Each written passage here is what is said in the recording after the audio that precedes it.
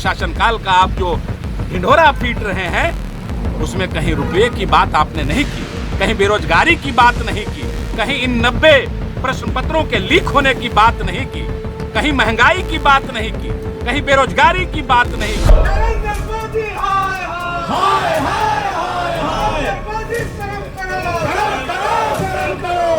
और ये भरत तिवारी जिसका इनकाउंटर किया गया, मैं समझता हूं कि जब मुख्यमंत्री ही कह रहे हैं, प्रशासन ही कह रहा है कि मानसिक रूप से विक्षिप्त व्यक्ति है, और जब उसने पिस्टल फेंक दिया, सरेंडर कर दिया, तो फिर उसको गोली मारने का क्या औचित्य है?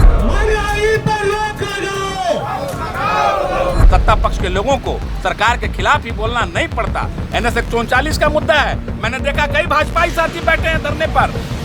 सरकार आपकी, केंद्र में सरकार आपकी, प्रदेश में सरकार आपकी, भाई आपको धरना पे बैठना पड़ रहा है तो चुल्लू भर पानी में डूब चुके। कांग्रेस के फायर ब्रिगेड नेता व औरंगाबाद के पूर्व विधायक आनंद शंकर सिंह फॉर्म में दिखे। उन्होंने नीट परीक्षा से लेकर तिवारी हत्याकांड जो इनकाउंटर हुआ है, तमाम मुद्दों पर उन्होंने खुलकर बोला।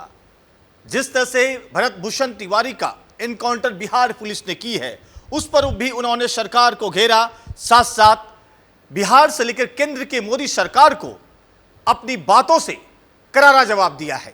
आइए क्या कुछ बोल रहे एक दिवसीय धरना के दौरान। सर, आज किस उपलक्ष्य में आज एक दिवसीय धरना का आयोजन आप लोगों ने किया है? प्रश्न पत्र लीक, महंगाई और भ्रष्टाचार, बेरोजगारी को लेकर, केंद्र सरकार की विफलताओं को लेकर, बिहार प्रदेश के मुख्यमंत्री की विफलताओं को लेकर इस धरने का आयोजन किया गया है। जिस प्रकार से 12 वर्षों के शासनकाल में ये भाजपा के लोग अपने आप को गौरवान्वित महसूस कर रहे हैं, उस दौर में जहां 90 के आसपास में पेपर लीक होते हैं, इसका मतलब ये है कि शासन सत्ता में जितने भी एग्जाम हुए उसके पेपर लीक हो गए। CBSE का मूल्यांकन के लिए कोई बच्चा अगर आवाज उठाए तो उसको पाकिस्तानी घोषित कर देना। जिस प्रकार से रुपये के खिलाफ डॉलर का जो वैल्यू बढ़ा है, तो मुझे लगता है कि रुपया जो है वो शतक पार कर जाएगा। और एक समय यही प्रधानमंत्री बोलते थे कि जैसे जैसे रुपये की कीमत गिरती है, वैसे वैसे देश का साख गिरता है। तो अभी के समय में मैं ये पूछना चाहता हूँ हमारे भाजपा के साथियों से और हमारे प्रधानमंत्री नरेंद्र मोदी जी से कि क्या अभी भारत का शाख नहीं गिर रहा है? क्या अभी प्रधानमंत्री का शाख नहीं गिर रहा है? और 12 वर्षों के शासनकाल का आप जो ढिंढोरा पीट रहे हैं, उसमें कहीं रुपये की बात आपने नहीं की, कहीं बेरोजगारी की बात नहीं की, कहीं इन 90 प्रश्न पत्रों के लीक होने की बात नहीं की, कहीं महंगाई की बात नहीं की, कहीं बेरोजगारी की बात नहीं की, और प्रेस की फ्रीडम की बात नहीं की कहीं आपने। हाल फिलहाल में एक एनकाउंटर हो रहा है जो कि बहुत चर्चित है, भरत तिवारी का। कहा जा रहा है सोशल मीडिया पर कि फेक इनकाउंटर है, जब आत्मसमर्पण कर दिया है उसके बावजूद पुलिस चलाती है। से ये सरकार की विफलता है। मैं आपको बता दूं कि ये सरकार हर मोर्चे पर विफल है, प्रशासनिक तंत्र इनका ध्वस्त है। और ये भरत तिवारी जिसका इनकाउंटर किया गया, मैं समझता हूं कि जब मुख्यमंत्री ही कह रहे हैं, प्रशासन ही कह रहा है कि मानसिक रूप से विक्षिप्त व्यक्ति है, और जब उसने पिस्टल फेंक दिया, सरेंडर कर दिया, तो फिर उसको गोली मारने का क्या औचित्य है? इस देश में, इस प्रदेश में कहीं कानून नाम की व्यवस्था कोई चीज है कि नहीं है? मैं ये पूछना चाहता हूं। अगर कानून है तो फिर उस भरत तिवारी को पकड़ा क्यों नहीं गया? उसको सजा कोर्ट देती। ये पुलिस में इस तरीके की मानसिकता कहां से डेवलप हो गई कि आप ही फैसला ऑन द स्पॉट कर दीजिएगा? आम जनता में काफी आक्रोश है सोशल मीडिया पर इसको लेकर।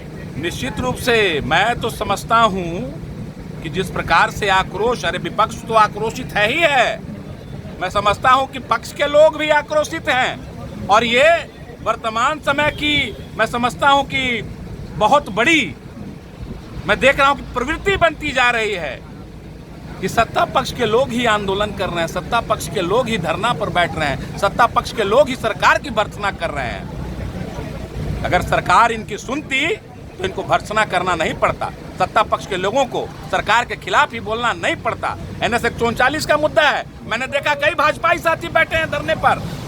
सरकार आपकी, केंद्र में सरकार आपकी, प्रदेश में सरकार आपकी, भाई आपको धरना पे बैठना पड़ रहा है तो चुल्लू भर पानी में डूब क्यों नहीं मरते? सरकार के जब लोग अगर धरना पर बैठे, सरकार के लोग अगर सरकार के खिलाफ बोले तो चुल्लू भर पानी में डूब मरना चाहिए। इस 12 वर्षों के जो शासन सत्ता का ढिंडोरा पीट रहे हैं, कहीं अगर आंखों में शर्म के लिए पानी बचा है तो उसको बचा के अपनी लाज को बचाइए और इस तरीके का ढिंडोरा पीटने का काम बंद करिए।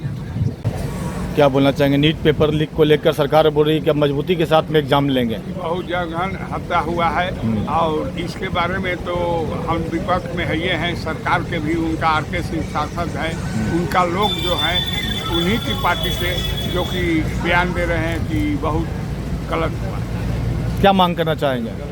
मांग करना चाहेंगे कि मुख्यमंत्री, ऐसे अत्याचारी मुख्यमंत्री को हटाया जाए बिहार से, जल्द से जल्द हटाया जाए। जी, किस मांग को लेकर आप लोग धरना पर सभी लोग बैठे हुए हैं सर? नीट परीक्षा बार बार जो पूरे देश में या राज्य में प्रतियोगिता जो प्रतियोगी परीक्षा है उसका प्रश्न पत्र लीक हो जा रहा है। हम लोग इसके माध्यम से धर्मेंद्र प्रधान जी का इस्तीफा चाहते हैं, दूसरा कुछ नहीं। Thank you. क्या बोलना चाहेंगे? आज आप लोग एक दिवसीय धरना पर तमाम कांग्रेसी बैठे हुए औरंगाबाद में। हो रहा है, लेकिन केंद्र सरकार की विफलता और नाकामी की वजह से हम लोग को लोग अब तैयार हो रहा है, धरना के लिए औरंगाबाद के मुख्यालय में औरंगाबाद जिला अध्यक्ष आनंद शंकर सिंह की अध्यक्षता में हम लोग धरने प्रदर्शन पर बैठे हुए हैं। लगातार पेपर लीक का मामला सामने आ रहा है, लेकिन सरकार निकम्मी है, कार में तेल डाल के सोई हुई है। 2024 में धर्मेंद्र प्रधान जो वर्तमान शिक्षा मंत्री यही बोले थे कि भविष्य में पेपर लीक नहीं होगा, लेकिन पेपर लीक का मामला कभी इनसे रुक नहीं रहा है। किसी तरह का भी परीक्षा का आयोजन हो रहा है उसका पेपर लीक हो रहा है।